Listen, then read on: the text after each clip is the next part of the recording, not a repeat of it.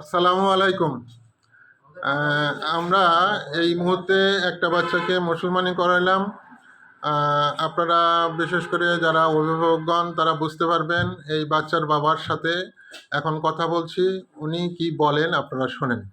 আসসালামু আলাইকুম। ওয়ালাইকুম সালাম। হ্যাঁ, এই বাচ্চা কি আপনার? হ্যাঁ, আমার কত বয়স হবে? 6 বছর। 6 বছর। আপনার বাড়ি কোথায়? পাটেরা জগৎপুর।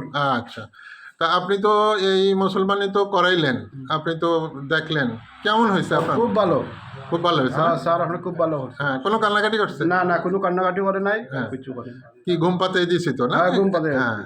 তো সুতরাং দেখেন, কোনো কান্নাকাটি করে না। নাই, ঠিক মতো ভালো করে রক্তও বের হয়নি, এত চমৎকার করে করছে। হ্যাঁ, কোনো সাউন্ড নাই, ছটফটা নাই, কিচ্ছু নাই। তো সুতরাং আপনি খুশি তো না? খুশি খুশি, হ্যাঁ। আলহামদুলিল্লাহ। তো আপনি অন্যদের বলবেন তো যে এরকম অবশ্যই করে? বলবো, হ্যাঁ, আমি হ্যাঁ। বলবো। তো সুতরাং এরকম যত ছোট বাচ্চাই হোক না কেন, 1 বছর, 2 বছর, 3 বছর সমস্ত বাচ্চাদের কিন্তু আমি এইভাবে করি।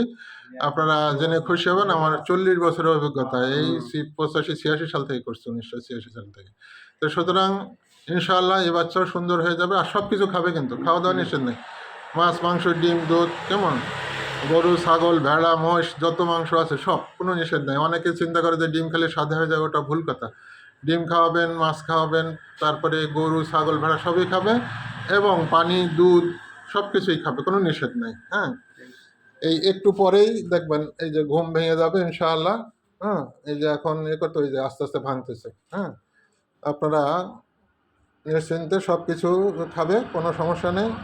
আল্লাহ হাফেজ, সবাইকে ধন্যবাদ।